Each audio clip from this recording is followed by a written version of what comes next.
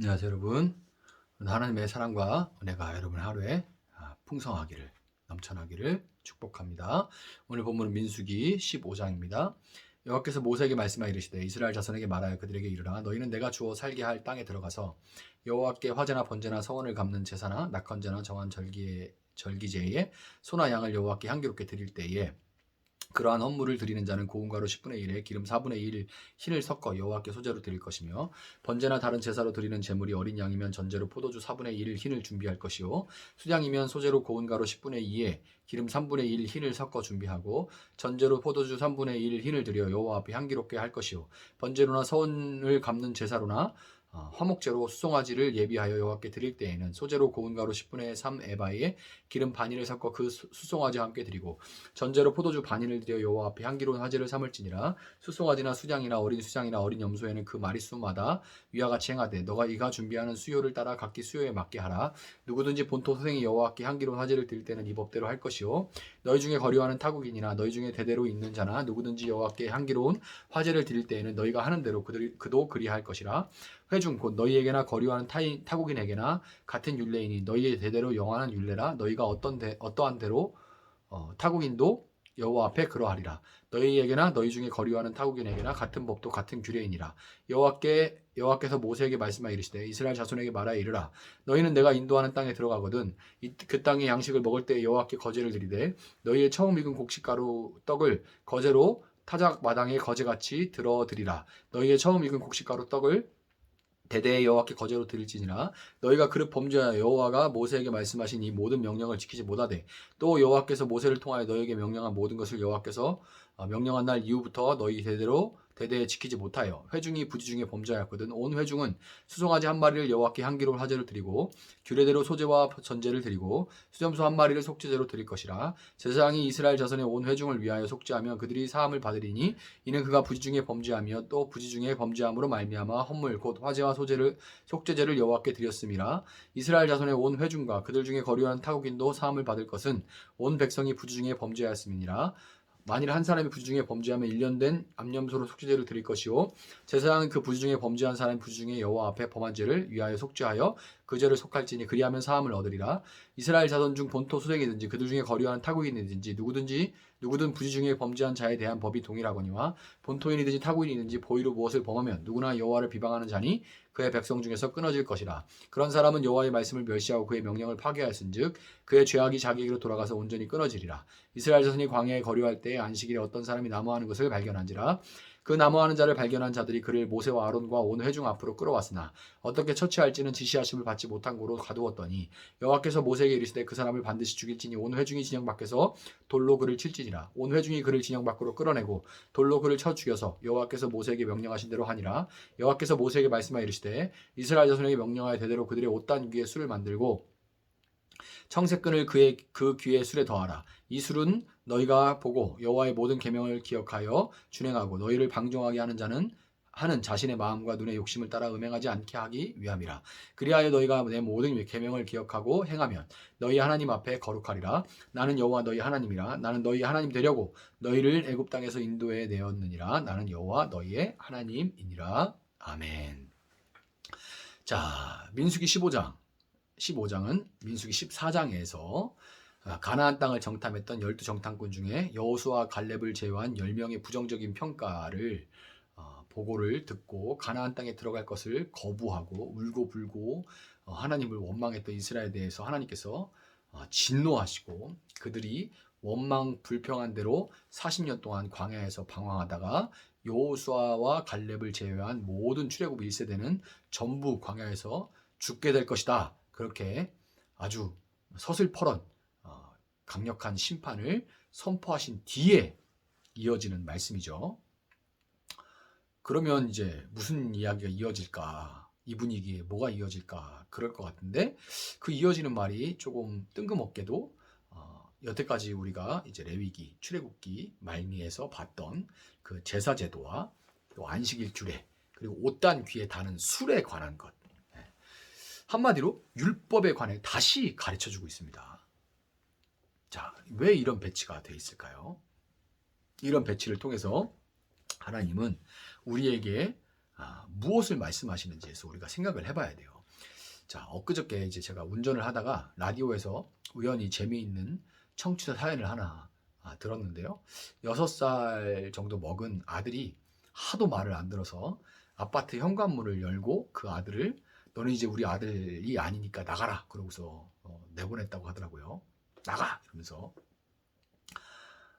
어떻게 그럴 수 있어? 라고 생각할 수 있지만 정말 이 말 겁나 안 듣는 아들들을 키워보면 뭐 좀 그 심정 이해는 가죠. 얼마나 말을 안 들었으면 그랬겠습니까?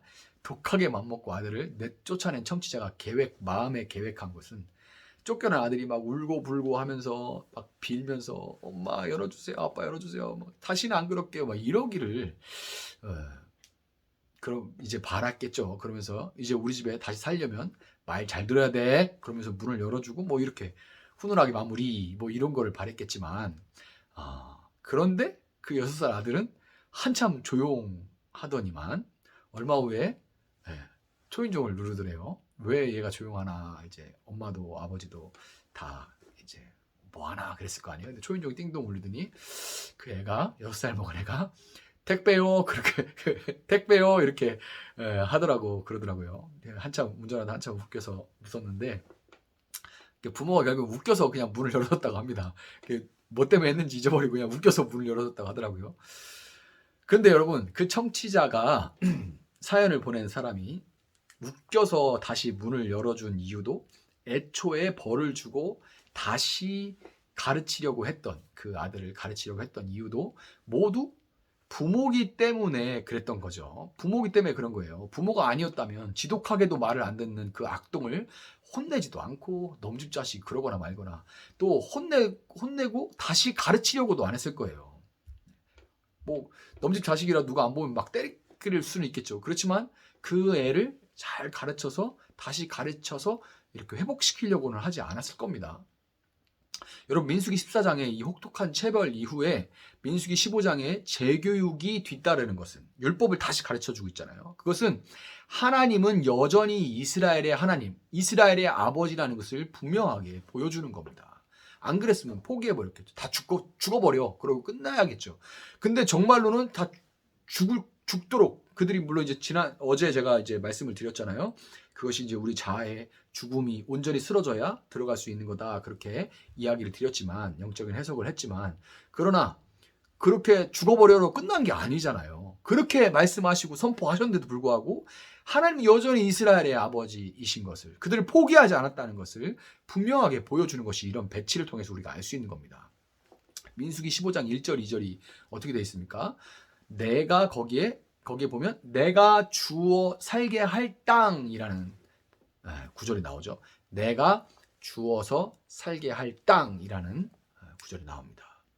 여러분 오늘 본문은 하나님은 이스라엘 부모로서 광야에서 거듭되는 이스라엘의 불순종과 배신에도 불구하고 너희는 내 백성이 되겠고 나는 너희들의 하나님이 되리라 하고 말씀하신 자신의 언약의 하나님께서 끝까지 신실하심으로써 그분의 자녀들을 결국에는 약속의 땅까지 인도하셔서 아브라함과 맺은 언약을 반드시 성취하시는 그런 하나님이 우리의 하나님이기 때문에 우리에게는 여전히 소망이 있다는 것을 우리에게 이 배치를 통해서 또 이 말씀을 통해서 우리에게 알려주시는 겁니다. 마태복음 23장 5절에서 예수님은 서기관들과 바리새인들에 대해서 그들의 모든 행위를 사람에게 보이고자 하나니 곧 그 경문띠를 넓게 하며 옷수를 길게 하고 이렇게 평가하신 후에 33절에서 뱀들아 독사의 새끼들아 너희가 어떻게 지옥의 판결을 피하겠느냐 하고 이렇게 예수님께서 그들을 바리새인과 서기관들을 꾸짖으시죠. 여기서 이 옷술 오늘 본문의 끝에 나오는 이 옷단술이 나오잖아요. 옷술은 오늘 본문이 이제 37절부터 41절에 나오는 옷단의 귀에 다는 술을 이렇게 늘어져 있는 술을 말하는데요. 옷술에 대해서는 제가 조금 이따 다시 좀 더 설명을 드리겠지만 이 역시 율법이기에 하나님의 자녀를 교육하기 위해 주신 재교육하기 위해서 주신 것인데 다시 말씀하신 것인데 바리새인들과 서기관들은 그것을 사람에게 보이고자 즉 스스로 높이는데 이용했다라고 예수님 말씀하시죠. 스스로 높여서 하나님처럼 되라고 유혹한 존재는 창세기 3장에 등장하는 뱀입니다. 그리고 뱀들아 독사의 새끼들아 라는 이 구절을 가지고도 이제 예수님이 욕했으니까 나도 욕해도 돼 이렇게 사용하시는 분들이 있는데, 이렇게 생각하시는 분들이 있는데, 그게 아니라 바리새인과 서기관들은 창세기 3장 15절에 나오는 뱀의 후손으로서 여자의 후손인 예수님과는 원수가 되어서 율법을 그들은 겉으로는 지킨다고 하나 그들은 진정으로 율법을 지킬 수 없는 존재라는 그런 말인 거예요. 그게 예수님 말씀의 뜻입니다. 그런데 여러분, 반대로 이 말은 예수님께 속한 여자의 후손들인 우리는 율법을 지킬 수 있는 존재라는 의미인 겁니다. 그들은 지킬 수 없지만 우리는 지킬 수 있는 존재라는 의미인 거예요. 우리의 지난 날들을 돌아보면 후회도 남고 미련도 남고 하나님 앞에 뒤뚱뒤뚱 기우뚱기우뚱 거리면서 걸어왔던 것이 사실입니다. 그렇지만 율법의 완성이신 예수님이 우리 안에 오심으로 인해서 우리는 이미 율법을 지킬 수 있는 하나님의 자녀가 되었다는 것은 우리가 절대 잊어서는 안 되는 거예요. 광야 같은 인생길에 숱한 고난이 따르지만 우리에게 독생자 예수님을 내어주신 하나님은 우리를 결코 포기하지 않으시기에 그 모든 고난들을 통해서 하나님은 반드시 우리로 하나님만 의지하는 친백성을 삼으실 것이라는 것을 여러분 굳건히 믿으시기를 바랍니다. 자, 옷단 귀에 다는 술에 대해서도 조금 더 살펴보면, 이 술이라는 것은 원어로 치치트라고 해요. 치치트.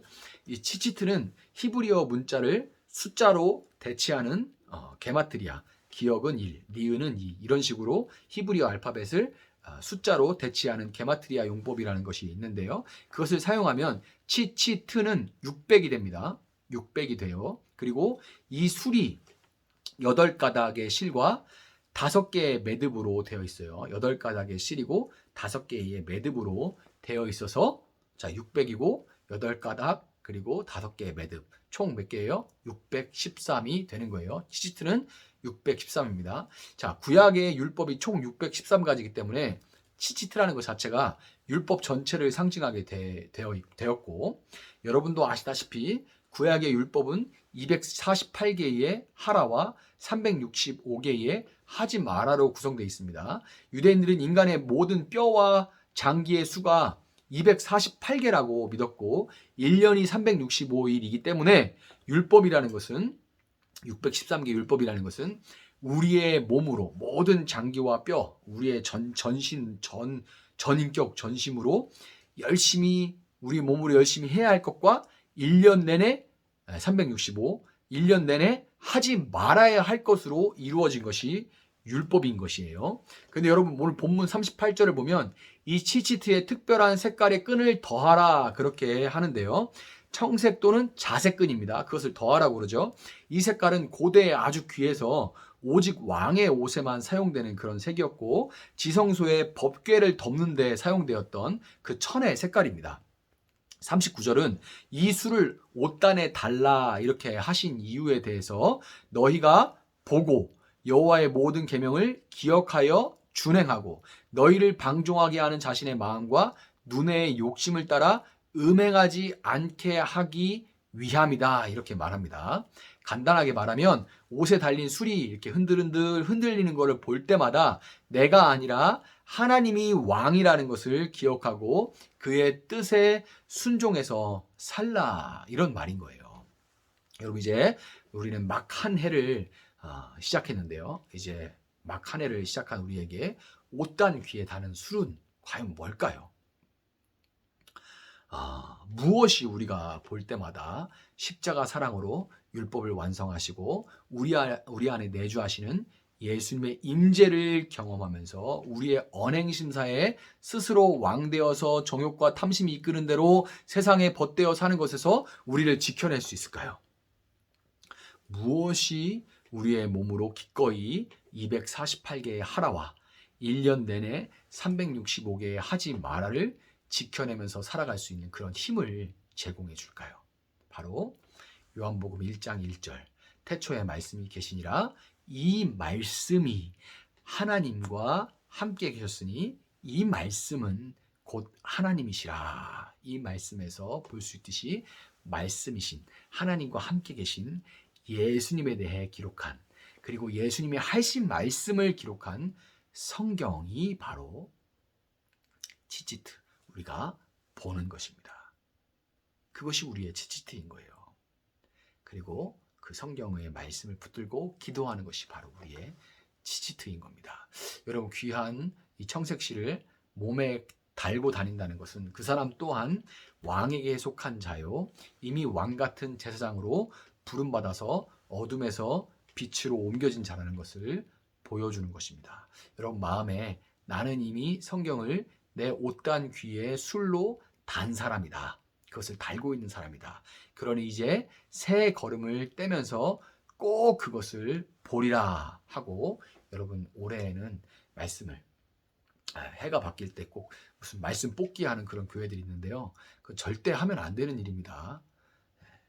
제가 전에 있던 교회들은 어쩔 수 없지만 부교육자로 있었기 때문에, 그러나 제가 이제 섬기게 된 교회에서는 말씀 뽑기는 있을 수 없는 일입니다. 그거는 무속에서 나오는 거예요. 그리고 사람들이 그걸 바란다고 해서 그것을 이렇게 주는 것은 타협하는 겁니다. 그것은 안 돼요. 굳이 말씀을 뽑고 싶다 그러면 성경을 한 권씩 주면 됩니다. 그 전체 말씀을 붙들고 가면 돼. 그 말씀 전체가 나의 치치트가 되는 거예요. 그 말씀을 붙들고 기도하는 것이 나의 치치트가 되는 것입니다. 그것을 꼭 내가 보겠다 그렇게 결심하시고 그 말씀으로 인도하시는 하나님을 따라가는 여러분들의 하루요, 또 한 해가 될 수 있기를 예수님의 이름으로 축복합니다. 제가 잠시 기도하겠습니다. 사랑하시는 하나님, 감사합니다. 하나님, 분노하시고 징계하시나 그렇다고 해서 하나님께서 자녀를 절대로 포기하지 않는다는 것을 우리가 알고 믿습니다. 하나님, 우리가 매일매일 실수하고 매일매일 넘어집니다. 매일매일 하나님이 없는 것처럼 살아갈 때가 얼마나 많은지 모릅니다. 우리 자신을 의지할 수 없음을 고백합니다. 그러나 하나님의 신실하심을 우리가 신뢰합니다. 다시 우리를 붙드시고 다시 우리를 재교육하시고 또 재교육하시고 또 재교육하셔서 우리로 마침내 하나님의 자녀답게 살아갈 수 있게 하실 하나님의 신실하심을 우리가 믿고 따라갑니다. 하나님께서 우리에게 주시는, 우리가 세상의 것에 흔들리지 않고 우리가 하나님의 뜻에 따라 살아갈 수 있도록 이미 주신 그 말씀을 올 한 해 정말 붙들고 그 말씀을 붙들고 기도하면서 정말 느리지만 한 걸음 한 걸음 주께서 원하시는 대로 살아갈 수 있는 저희들의 한 해가 될 수 있도록 그 모든 말씀이 우리 마음에 눈앞에 달려서 흔들릴 때마다 우리가 그 말씀을 붙들고 하나님을 기억하며 하나님의 왕이심을 기억하며 그 걸음 따라갈 수 있는 저희들 될 수 있도록 하나님 함께하여 주시옵소서. 감사하며 예수님의 이름으로 기도합니다. 아멘. 오늘 주신 말씀 붙들고 계속해서 기도합니다.